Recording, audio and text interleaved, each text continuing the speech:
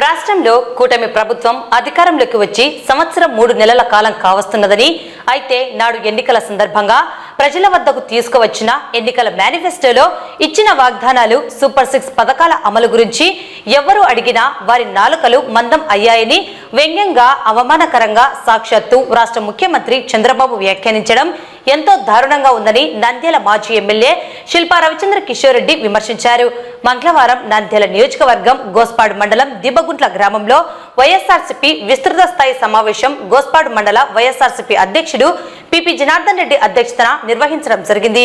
ఈ సమావేశంలో ఎమ్మెల్సీ ఇసాక్ బాషా, రాష్ట్ర మాజీ మార్కెట్ అధ్యక్షుడు పిపి నాగిరెడ్డి, మాజీ జెడ్పీటీసీ ప్రహ్లాద్ రెడ్డి, మాజీ సొసైటీ అధ్యక్షుడు Ramasubbareddy, PP Madhusudan Reddy, MPP Arthur సేమన్, నంద్యాల మండల వైఎస్ఆర్సీపీ అధ్యక్షుడు రాజశేఖర్ రెడ్డి హాజరయ్యారు.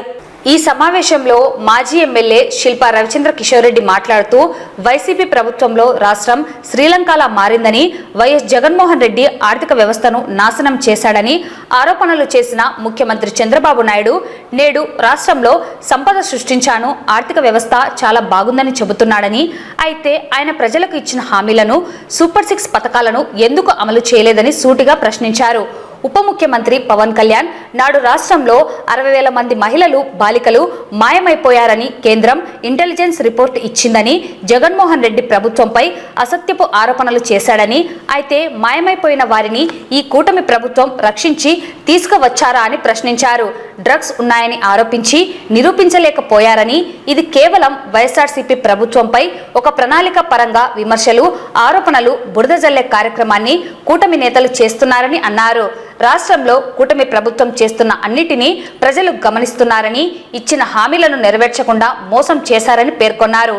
కూటమి నేతల మోసాలను ప్రజలకు తెలియజేసేందుకు బాబు షూరిటీ మోసం గ్యారంటీ కార్యక్రమాన్ని చేపడుతున్నామని, ప్రతి గ్రామంలో చంద్రబాబు మోసాలను ఎండగట్టాలని, ప్రజలకు నిజాలు తెలియజేయాలని వైఎస్ఆర్సీపీ నాయకులను, కార్యకర్తలను కోరారు. మరోసారి వైఎస్ జగన్మోహన్ రెడ్డిని సీఎంగా చూసేందుకు ప్రతి ఒక్కరూ కృషి చేయాలని పిలుపునిచ్చారు. ఈ కార్యక్రమంలో గోస్పాడు మండలంలోని సర్పంచ్లు, ఎంపీటీసీలు, వైఎస్ఆర్సీపీ కార్యకర్తలు, అభిమానులు పాల్గొన్నారు. ఒక సంవత్సరం మనం ఎన్నికలు పూర్తయ్యి సంవత్సరం 3 నెలల కాలం కావస్తుంది. చాలాసార్లు మనమందరం కూడా మాట్లాడుకున్నాం.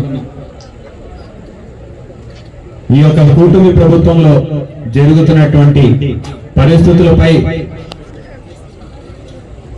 ఎందుకు మీరు మాట్లాడలేదు అని చెప్పేసి కూడా చాలా మంది అడిగినారు.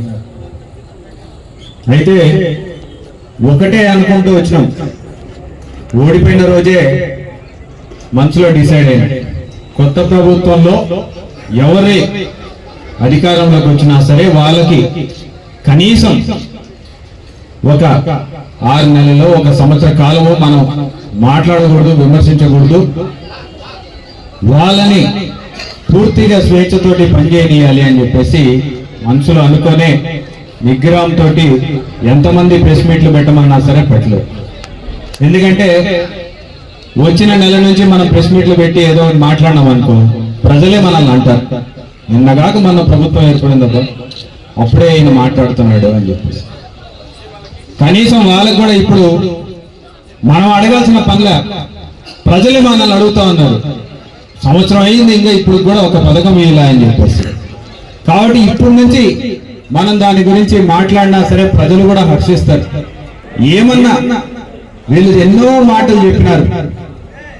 మీకు బాగా గుర్తుంటే ఎలక్షన్లు అప్పుడు ఏం చెప్పినాడు, జగన్మోహన్ రెడ్డి గారు రాష్ట్రాన్ని సర్వనాశనం చేసినారు, శ్రీలంక అయిపోయింది, ఇటువంటి శ్రీలంకలో జగన్మోహన్ రెడ్డి ఇచ్చిన పథకాలన్నీ కొనసాగిస్తూ నేను సంపదని పెంచి ఇంకా ఎక్కువ ఈ సూపర్ 6 కూడా ఇస్తాను అని చెప్పినాడు. అంటే జగన్ ఇచ్చిన ప్రతి స్కీమ్ ని కొనసాగిస్తూ, అంటే ఏది కూడా ఆపకుండా చేస్తానని చెప్పినాడు. మరి సంవత్సర కాలంలో ఏ పథకం వచ్చిందా అన్న? ఏదైనా ఏం చెప్తాడు మళ్ళీ ఇప్పుడు అడిగితే, అబ్బా జగన్మోహన్ రెడ్డి గారు నాశనం చేసినాడు, అది చెప్పినావు, నాశనం అయిపోయిందని రాష్ట్రం అని చెప్పేసి ఆయనే చెప్పినాడు, శ్రీలంక అయిపోయిందని ఆయనే చెప్పినాడు. అటువంటి రాష్ట్రంలో కూడా నేను సంపద సృష్టించి ఇస్తానని చెప్పినాడు. ఈ రోజు ఎందుకు ఇవ్వడం లేదయ్యా అంటే దానికి జగన్మోహన్ రెడ్డి గారి మీద చెప్తున్నాడు. ఒక ప్లాన్ ప్రకారం, ఒక పద్ధతి ప్రకారం జగన్మోహన్ రెడ్డి గారి మీద, మన ప్రభుత్వం మీద వాళ్ళు లెక్కలేనన్ని ఆరోపణలు చేసినారు. మీరు ఒక్కసారి గుర్తు తెచ్చుకోండి. పవన్ కళ్యాణ్ గారు నాకు కేంద్ర ఇంటెలిజెన్స్ వర్గాలు చెప్పినాయి 60,000 మంది ఆడపిల్లలు మాయమైపోయినారు, ఆంధ్ర రాష్ట్రంలో అమ్మేసినారు, విదేశాలకి తరలించినారు అని చెప్పి మాట్లాడారు. మరి సంవత్సరం దాటింది కదా, ఎంతమంది ఆడపిల్లల్ని తీసుకొచ్చిన ఆడపిల్లలందరినీ నిల్చోబెట్టి ఇంతమందిని తీసుకొచ్చినామని చెప్పాలి కదా. ఏమైపోయింది ఇప్పుడు? దాని గురించి ఎవరైనా మాట్లాడుతున్నారా? లేదు. ఎక్కడో వైజాగ్ లో ఒక ఓడ వస్తే ఆ ఓడలో ఒక మన ఫిషరీస్ కి సంబంధించి, చేపలకి సంబంధించిన ఒక డ్రై ఈస్ట్ అనే మెటీరియల్ ని తీసుకొస్తే బ్రెజిల్ నుంచి, ఆ రోజు జగన్మోహన్ రెడ్డి గారు 1,00,000 కోట్ల రూపాయల డ్రగ్స్ తీసుకొచ్చినాడు ఆంధ్ర రాష్ట్రానికి. ఇక్కడ ఉన్నటువంటి యువతనందరినీ చెడగొట్టడానికి చేస్తా ఉన్నాడు.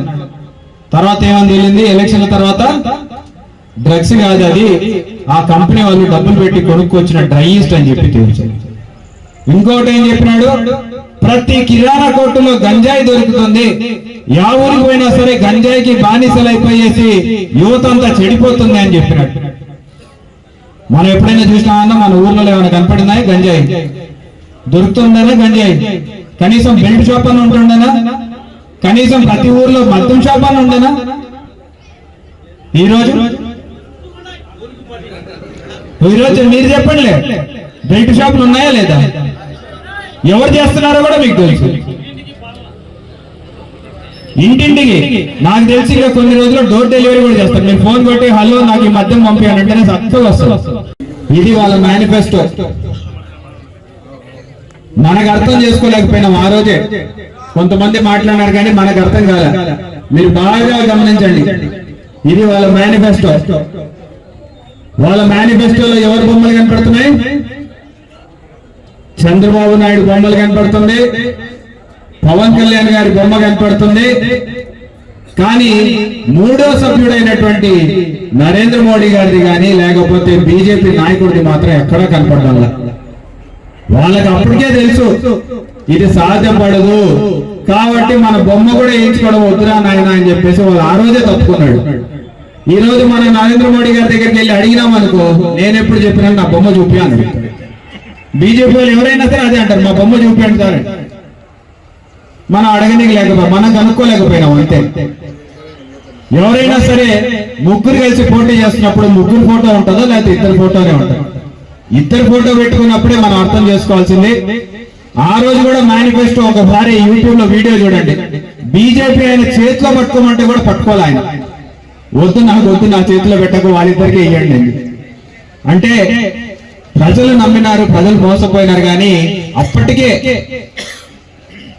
కేంద్ర ప్రభుత్వానికి వాళ్ళ పార్టీకి ఖచ్చితంగా తెలుసు ఇది సాధ్యపడదు, చంద్రబాబు నాయుడు గారు మోసం చేస్తున్నారు అనేది వాళ్ళకి తెలుసు. కాబట్టి ఆ రోజు చేతితో కూడా పట్టుకోవడానికి ఇష్టపడలేదు. సూపర్ 6 గురించి ఈ మధ్యనే చంద్రబాబు నాయుడు గారు కూడా చెప్పినారు. అయిపోయింది, అన్ని వచ్చేసినాను, మొత్తం రాష్ట్రం అందరూ కూడా సుభిక్షంగా ఉన్నారు, సంతోషంగా ఉన్నారు, పేదరికాన్ని కూడా నిర్మూలించేస్తున్నాను అని చెప్పేసి చెప్పినాడు. అదేం తప్ప మనకేమో సూపర్ 6 రాకపోయి ఈయనేమో అన్ని ఇచ్చినాడు అని చెప్పేసి మాట్లాడుతున్నాడు అంటే పొరపాటున మన లాంటి వాడు ఎవరో అడిగినారు ఆయన, ఏం సార్ ఇంకా రాలేదు కదా సార్ మాకు, నీకు నాలుక మందం అందం, నువ్వు మాట్లాడితే ఎవరైనా సరే ఆంధ్ర రాష్ట్రంలో సూపర్ 6 రాలేదంటే నీకు నాలుక మందం అని చెప్పేసి మాట్లాడాడు. నాలుక కోస్తా అని చెప్పబోయి ఆగి ఓకే సరే నాలుక మందం అని చెప్పి నిజంగా సూపర్ 6 వచ్చినాయన్న. బస్సు గురించి ఏం చెప్పినారు? మేము ఆ రోజు చెప్పినాం, అక్క నువ్వేమో వైజాగ్కి పోతా తిరుపతికి పోతా అంటావు, మా అన్న యాడ్ నుంచి రావాలి, ఆయన గురించి కూడా ఆలోచించంటే అక్క వాళ్ళు ఆలోచించలేదు, బస్సు గురించి మాత్రం ఆలోచించలేదు. పోయొద్దాంలే అని సంవత్సరం అయింది, ఎక్కడిచ్చినాడా బస్సు?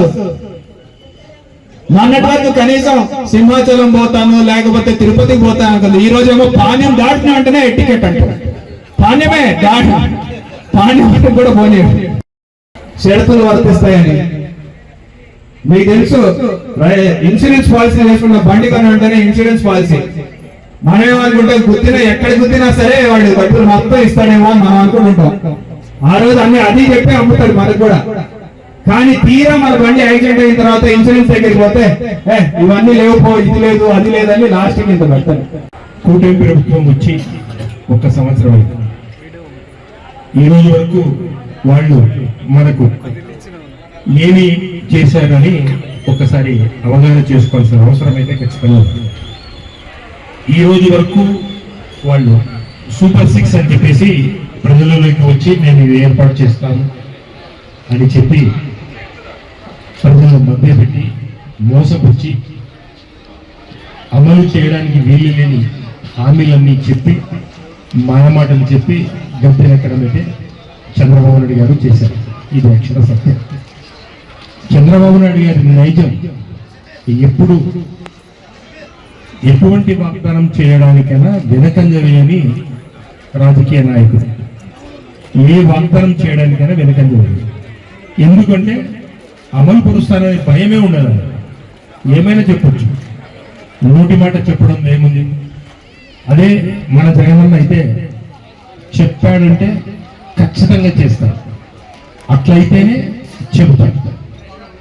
ఇది జగన్మోహన్ రెడ్డి గారికి, భాగ్యమంత్రి ముఖ్యమంత్రి జగన్మోహన్ రెడ్డి గారికి, ఇప్పుడే ముఖ్యమంత్రి వర్యులు చంద్రబాబు నాయుడు వ్యక్తిగా ప్రతి రైతుకు 20,000 రూపాయల ఆర్థిక సహాయం. అందరం రైతులు ఇక్కడ మేజర్గా అవుతారు. ఎవరికైనా 20,000 రూపాయలు వచ్చినాయా? బాధాకరమైన విషయం ఏమంటే మన టైం బాగాలేదో అతని టైం బాగుందో తెలియదు, కానీ ఏ ఒక్క పంటకు కూడా రేట్ లేదు. అన్ని రకాలుగా నష్టపోతా ఉన్నాం. వరి ఎక్కువ మనం పండించుకుంటాం, దాంట్లో నష్టపోతున్నాం. మిరపలో నష్టపోతున్నాం, పసుపులో నష్టపోతున్నాం, పత్తిలో నష్టపోతున్నాం, ఆ సైడ్ పొగాకులో నష్టపోతున్నాం. ఏ ఒక్క పంట కానీ ఇప్పుడే పెద్దలు సవీరంగా చెప్పారు బనకచర్ల గురించి, దాని గురించి చెప్పదలుచుకోలేదు. అన్ని రకాలుగా మోసాలు తప్ప చేసిన పాపనే పోలేదు. ఎక్కడ పోలవరము, ఎక్కడ బనకచర్ల, అక్కడి నుంచి ఇక్కడికి అది లో లెవెల్లో ఉంది, ఇది హై లెవెల్లో ఉంది. 80,000 కోట్ల రూపాయలు ఏదో అందాజు ఏదో రఫ్గా చెప్పారు ఆ లిఫ్ట్ చేయడానికి. ఎన్ని సంవత్సరాలు ప్రాజెక్ట్ కంప్లీట్ కావాలా? అమలు కాని వాగ్దానాలు చెప్పడంలో నేటి చంద్రబాబు నాయుడు ఎప్పుడు అర్థమే చేసిపోయారు. మరి మీకు అందరికీ తెలుసు, గత ఎన్నికల ముందు చంద్రబాబు నాయుడు గారు మేనిఫెస్టో, అంటే చంద్రబాబు నాయుడు గారు ఒక్కడే కాదు, పవన్ కళ్యాణ్, ఈ కూటమి గవర్నమెంట్ కూటమి ఏర్పడిన తర్వాత మేనిఫెస్టో రిలీజ్ చేయడం జరిగింది. పథకాలు ఇవ్వకపోగా మరి సూపర్ 6 లో కూడా చాలా పథకాలు ఇంకా పెండింగ్ లోనే పెట్టాడు. మరి 13 నెలల కాలం కలిసిపోయి 14వ నెల కూడా నడుస్తుంది. మరి ఈ సంవత్సర కాలంలో ప్రతి ఒక్కరు కూడా ఎంత నష్టపోయారు అనే విధంగా ఈరోజు మరి తెలియజెప్పేదానికి ఈ కార్యక్రమం ఏర్పాటు చేయబడింది. ఎందుకంటే మీకు అందరికీ తెలుసు, మన జగనన్న 2019లో అధికారం రాకముందు మరి ఆయన చేసిన వాగ్దానాల ప్రకారము 2019 ఎన్నికల తర్వాత మరి అన్ని కూడా అమలు చేశారు. మరి ఈరోజు మరి ముఖ్యంగా ఒక పెన్షన్లు తప్ప మరి అన్నదాత సుఖీభవ రైతులకు సంబంధించి 1 సంవత్సరం కార్యక్రమం అయిపోయింది. మరి ఈరోజు ఖరీఫ్ కూడా మరి ప్రారంభమైంది.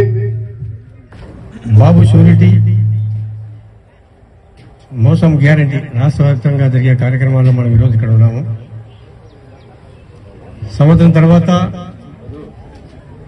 రాష్ట్ర వ్యాప్తంగా బాబు ఇచ్చిన గ్యారంటీ ఏమి, చేసిన మోసం ఏమి, మొత్తం రాష్ట్ర వ్యాప్తంగా చర్చ ఈరోజు వైసీపీ పార్టీ ద్వారా. మనం ముఖ్యంగా మనం తెలుసుకోవాల్సిన విషయం ఏమంటే, Chandrababu Naidu life style first నుంచి కూడా ఒకటే, అడ్డదారుల ముందు పదవిలోకి రావడము, మోసం చేయడము, ఎలాంటి హామీలు నెరవేర్చకపోవడము ఈరోజు కొత్త కాదు. ఆయన జీవితంలో ఆ శైలి ఆ విధంగా కొనసాగుతుంది, ఇప్పుడు కూడా ఆ విధంగానే ఉంది.